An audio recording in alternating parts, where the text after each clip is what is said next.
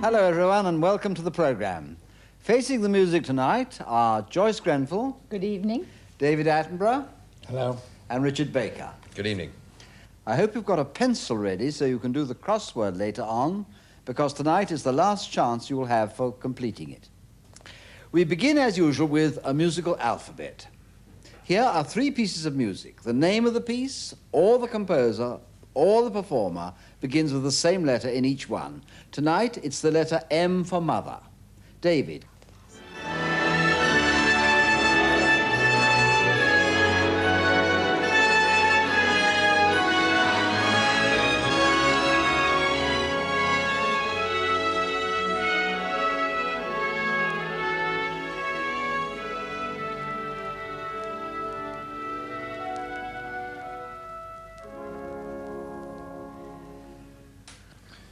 It's not Milstein, and it's not Mozart, and I don't know what it was, but I would guess that it probably is the composer.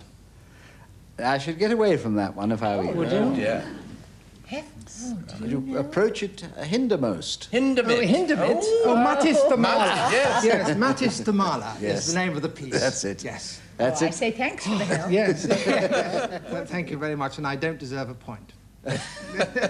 Right, now Joyce. Io me d'oro bel tesoro, tu mi leghi mille modi, se t'annodi, se ti stodi.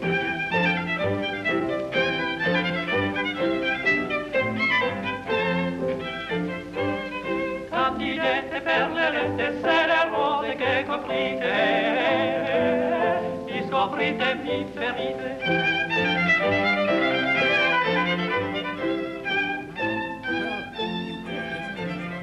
Well, I think this is the composer. And I don't know what the name of the piece is, but it's very dance music, and I think it's Monteverdi. Correct. Yes, but I don't know what it is.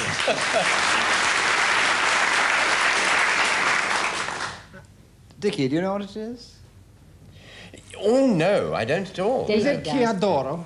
No, you're very near it. It's something of gold. Chiome d'oro. Chiome d'oro. That's it. Tresses of Tresses gold. of gold. Hair of Yes. gold. And who is the lady behind it all? Nadia Boulanger. Correct. Yes. Yes. Can you tell us a little bit more No, about I don't, but I know that she is the person who has introduced a great many people, including me, Yes. to Monteverdi from broadcasts. Right. Now, Richard, your M piece.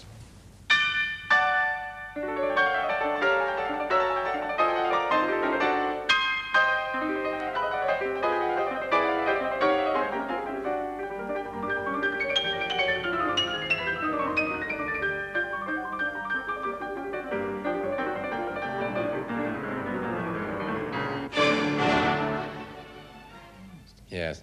I'm not instantly sure of the composer, but I think it's probably the pianist, who is the shatteringly brilliant Italian pianist, Michelangelo. Marvellous. Yes. Oh, well done. But, I mean, and then, is it Rachmaninoff? Yes. Yes. Number 4. I can just see, is it? I could see you shaping a 4 there, Joe. Well done, Dickie. Now, composers on celluloid. We show you a clip from a feature film about the life of a composer. Now, in it, there are clues which tell you who the composer is. It's a free-for-all, and can you name the composer, and if you can identify the film, that's a bonus. Well, I must be going. Oh, no, my dear Joseph, there's no need for that. No, I mustn't take up your time. It's too valuable, and we haven't much time to spare. My dear Arthur, the path of the true artist is beset with temptations. Thank you. I'm glad you're devoting yourself to work of a more earnest character. Over, Arthur. Goodbye, Joseph. Louis, preserve your master from distractions. We're expecting great things of him. Yes. To resume our happy collaboration on a story of really human interest and probability. Human interest and probability?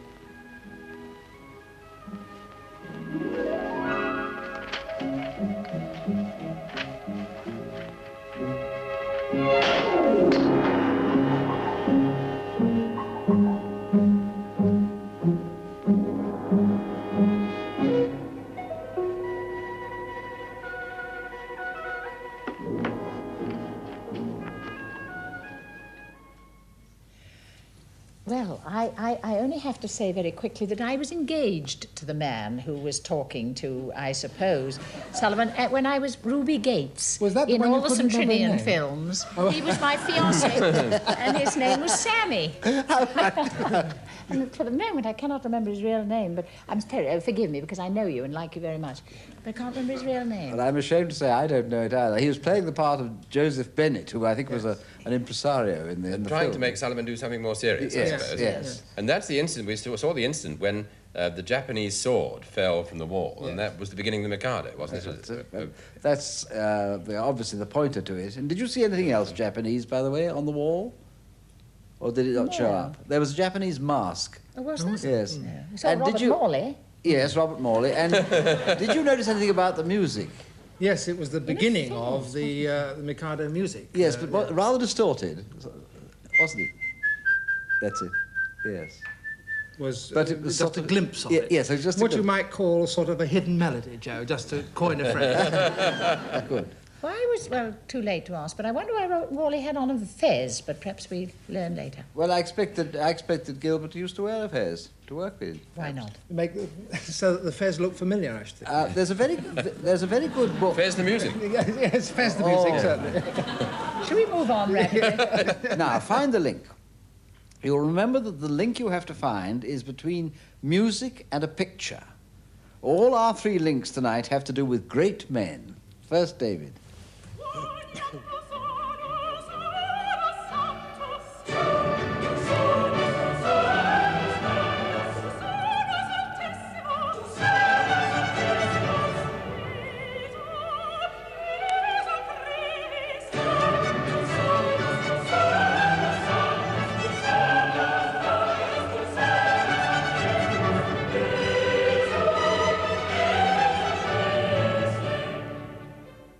Well, that was the death of Nelson, and Haydn wrote a mass, which was called the Nelson Mass, and I've forgotten why it was called the Nelson Mass, but I think, in fact, Nelson went to hear it at one of its performances in Britain. That last bit is not quite right, I don't think. It's a pretty long story, why it's called the Nelson Mass, and there are one or two interesting points about it. One is that at the first performance of this particular Mass, which was being done at Eisenstadt for the Esterházys, on the actual day, the 15th of September, 1798, somebody very high up in aristocratic circles got the news that Nelson had routed Napoleon's fleet at Aboukir. Nelson was the link. Right, now Joyce, your link.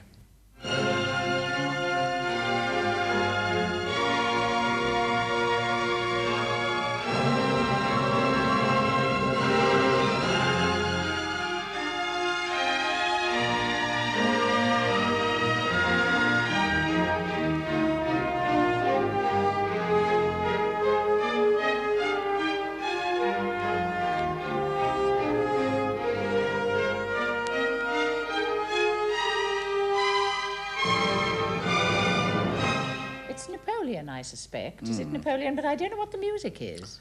You Is it don't know what the- Beethoven? Is it Beethoven? It is the Eroica. Is it? Well, I wasn't sure, you see. Napoleon before he turned into Charles Boyer, isn't it? It's very young, right? But do you know the actual point about Napoleon and Beethoven and the Eroica? No. He got crossed, didn't he? Well, he dedicated it to Napoleon, didn't he? Yes. And then when Napoleon became emperor, he crossed it out. That's right, yes. And he substituted Symphonia Eroica to the memory of a great man, which is a lovely ironical remark. Yes. Lastly, Richard, a great man link for you.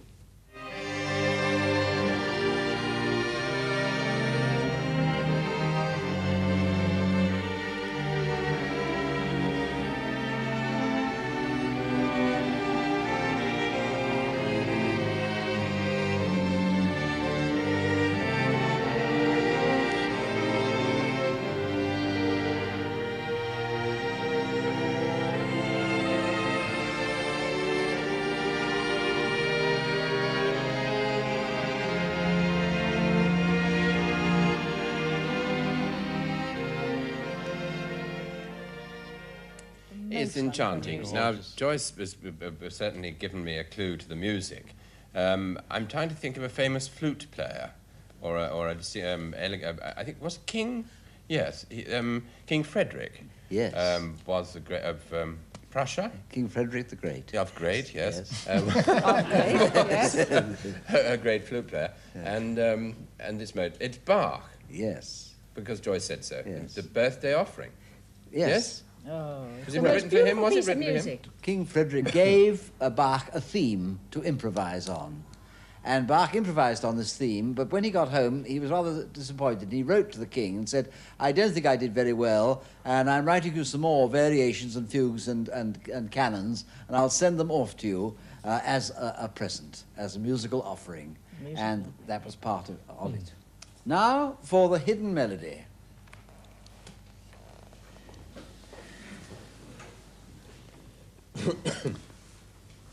Here's a tune which I've wrapped up in the style of a certain composer. Can you guess the tune and the style?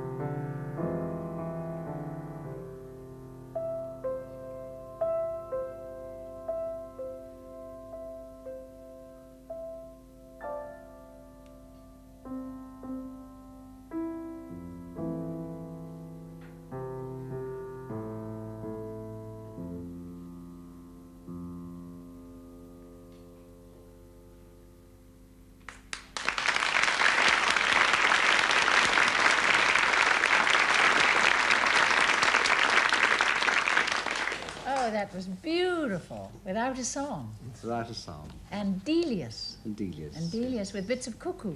The bits of cuckoo. The day will never end. From Keith and me.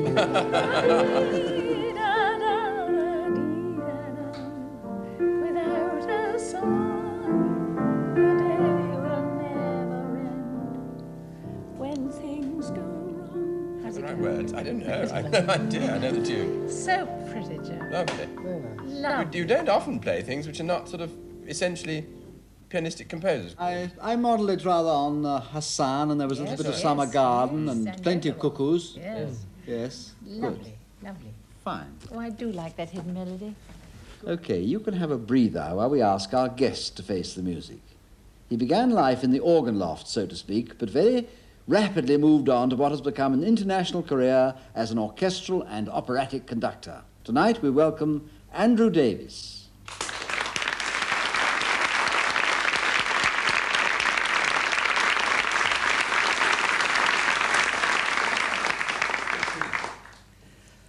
Andrew, your first question.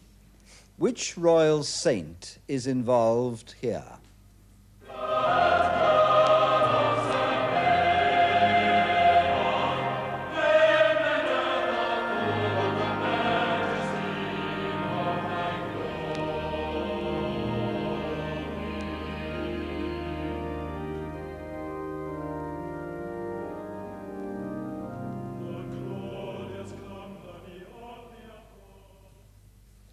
Well, I should know something about that recording because I think I'm playing the organ on that. You are correct. Brings back wonderful memories, actually. I haven't heard that record for many years.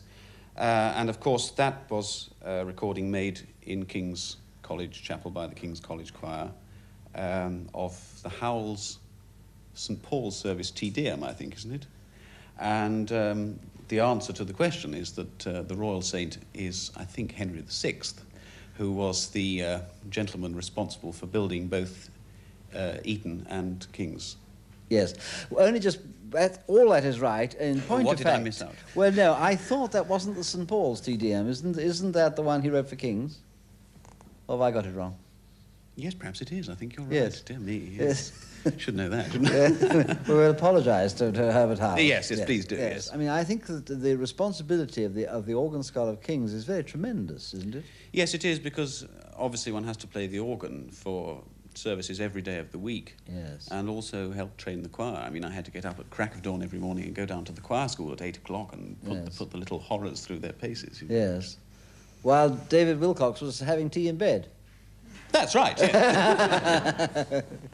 He's coming on the programme shortly. So is he? Yes, you have a chance to answer that one. Yes, good. Anyhow, he was your teacher, presumably. He was, and I owe David a lot. I think I learned a lot, particularly in my first couple of years at Cambridge. I had my eyes open to a kind of perfection in music that David always required of everybody. Now, you hopped it rather smartly out of the organ loft. Well, while I was at Cambridge, I started doing some conducting. Yes. Little chamber groups, and then the University Music Society Orchestra. And I decided it was something that I had a talent for and I'd like to pursue it. So I was lucky enough then to get an Italian government scholarship to go to Italy, and I studied in Rome for a year, which was marvellous.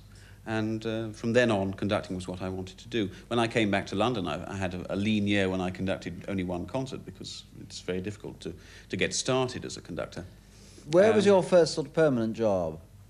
My first permanent position was in Scotland with the BBC Scottish Symphony Orchestra in Glasgow. I was there from 1970 to 1972. So that was marvellous experience. Tremendously good experience, because all the BBC orchestras require a tremendously wide kind of repertoire. You don't repeat things very often, so I had to learn a lot of pieces very quickly, which was hard work, but I've always been grateful for it ever since. Yes. Now, have you ever had what I call a real breakthrough, something that has been a turning point in your life? Yes, I think this happens to all conductors particularly, and we all need a break at some time. And it happened to me just after I had been appointed to the Scottish Orchestra. But before I'd actually moved up there, we'd actually packed all our belongings in a van and sent them up to Glasgow, and then the phone rang, and it was the BBC saying that Inbal, the conductor, had cancelled a concert with the BBC Symphony Orchestra in the Festival Hall, and could I do it? And the programme included the Glagolitic Mass by Janacek, which is a ferociously difficult piece, and I had about 2 days before the first rehearsal. It's something I look back and think, my goodness me, I must have been crazy to take it on.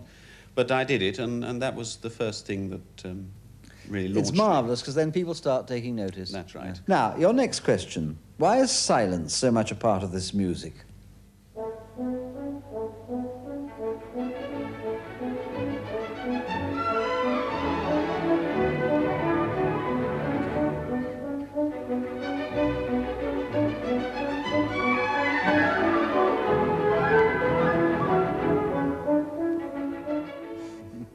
Well, that is a piece I have yet to conduct.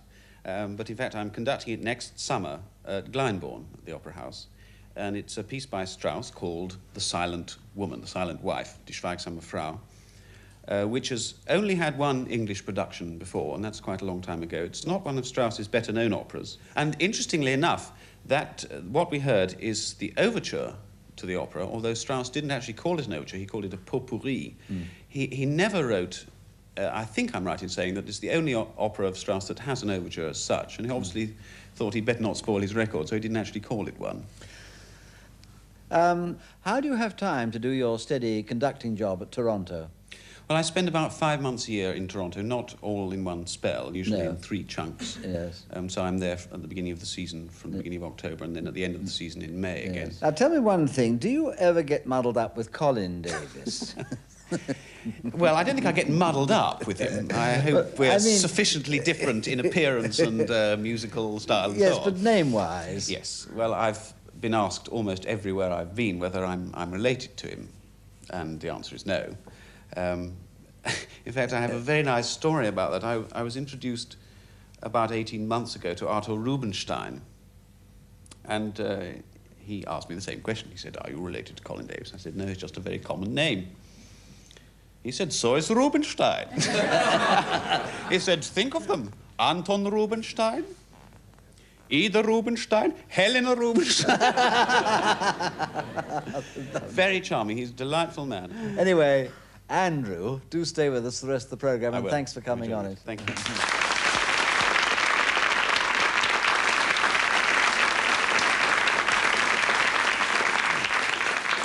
Now it's competition time.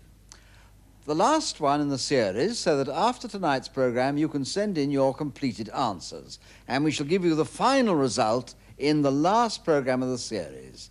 There are prizes of £25 worth of record tokens to each of the first 4 correct solutions we open. And tonight we have 2 clues for you, and we shall also recap the whole crossword. Here's tonight's first clue. 7 across, King.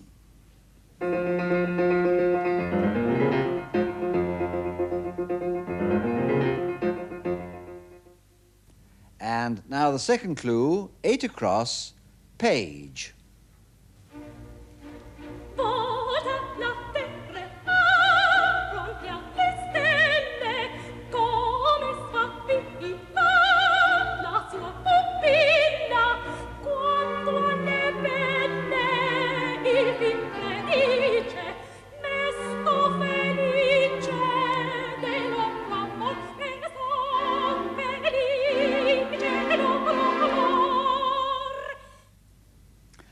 And now, here's a recap of all the previous clues.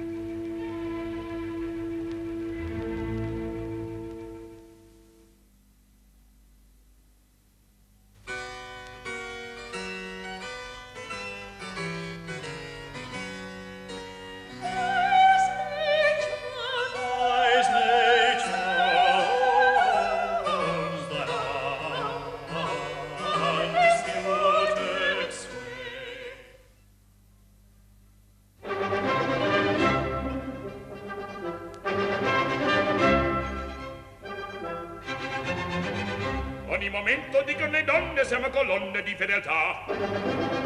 Siamo colonne di fedeltà. Di fedeltà. Di fedeltà. Good luck to you. We shall draw the winners in the programme that goes out on January the 2nd.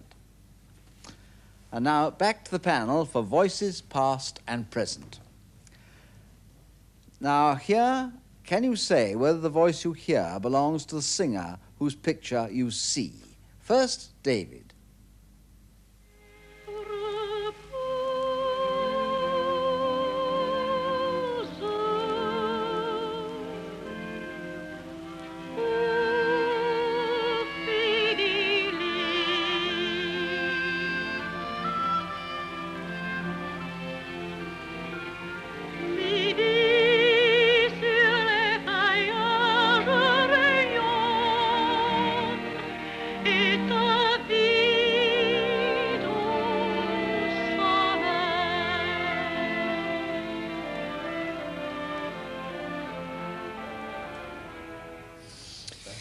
Well, the answer's no.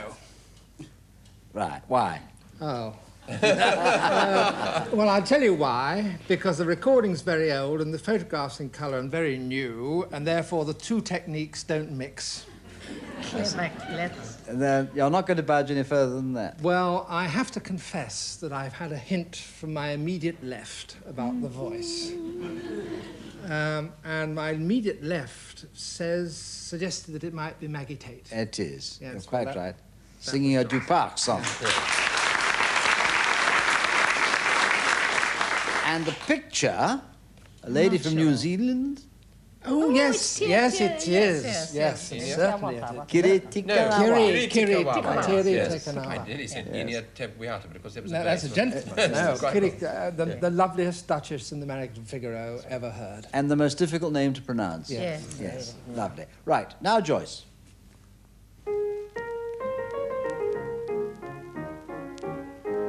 I'm a broken-hearted keelman, what's our hidden love? With the young lass from Gateshead and the call me dub. Her name's Cushy Butterfield and she sells yellow clay. And her cousin's a muckman and the call him Tom Gray. She's a big lass and a bonny lass and she likes her beer. And the call her Cushy Butterfield and I wish she was here. Owen Brannigan singing a Northumberland song. What was that? Owen Brannigan. Yes. Singing a Northumberland song. Yes. Yes. Quite right. But it's Sweet Polly of Paddington Green, isn't it? Cushy Butterfield. Yes, It's but it is Cushy in the Butterfield. south. That's, Yes, yes. yes, It's another Another version, version, that's yes. all. Yes. And Ah. Gerald Moore, as always, at the piano. Lovely. Yes. Lovely. Fine. Now, lastly, Richard.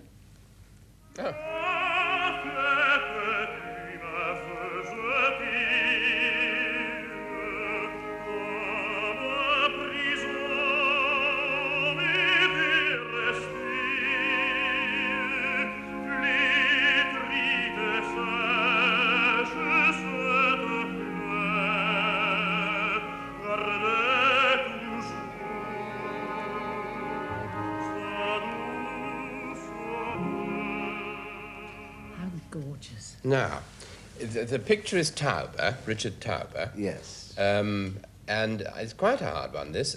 I don't think it is him.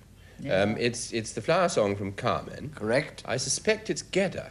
Is it? No. No. Is It's it a very Frenchman? placid voice. isn't it? Oh, him, yes. Placido Domingo. Yes. Yes. That's how he likes to pronounce his name, I think, isn't it? I think so. Placido Yes. Domingo. I think so. Well, Yes. people who listen to record programs often write to me and say it's Placido Domingo, but I believe it is Placido I think he's Domingo. quite happy. He's quite placid about it. Yeah, Marvellous. fluffy. Yes. No, I think one would have... The tones of Tauber's voice were quite unmistakable, I think. weren't they, Yes. really? Yeah, but the early Tauber sang Well, wonderful, marvellous, wonderful. in Yes, marvellous wonderful. Mozart recordings Yes. from 78. Before it became rather effective. Before he went to rather Vienna, odd. as it were. Yes. Well, I'm afraid time is up. Ah. Yes. So it's good night from Joyce Grenfell, David Attenborough, Richard Baker, Andrew Davis, and me, Joseph Cooper.